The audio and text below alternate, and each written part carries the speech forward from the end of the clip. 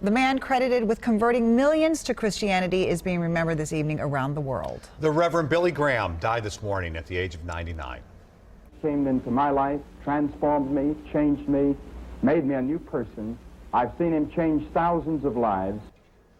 Millions of people around the world attended his crusades, read his teachings, and listened to his weekly radio program. Graham was also a confidant to 12 presidents. He traveled the globe to spread the gospel.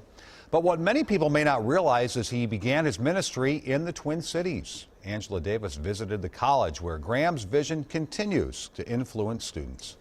Before Reverend Billy Graham earned international fame, he served as the president of Northwestern Bible College in Roseville. That was from 1948 to 1952. Today it's known as the University of Northwestern, and the newest building on campus is named after Reverend Graham.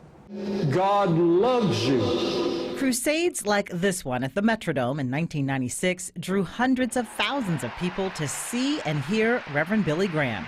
We come to a city to present the gospel so that the individual can have peace and joy and forgiveness and assurance that when he dies, he's going to heaven.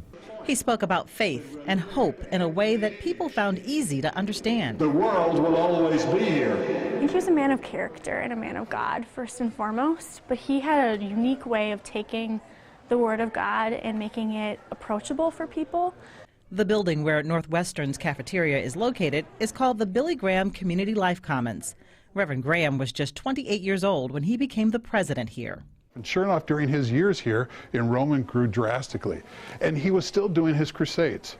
At Northwestern, Reverend Graham launched the Christian radio station KTIS, which has grown and thrived. And he made his choice. As his crusades grew in popularity, he traveled the world with cameras and microphones capturing his words of comfort. He's remembered as charismatic but humble. And so that helped give the foundation for his leadership and to become what was known as America's pastor. Can you imagine that, to be known as America's pastor? With his death comes sadness, but also some peace. And so to hear those words, welcome home, good and faithful servant, I think that's what he wanted.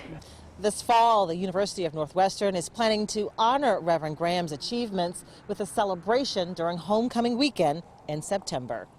Angela Davis, WCCO 4 News.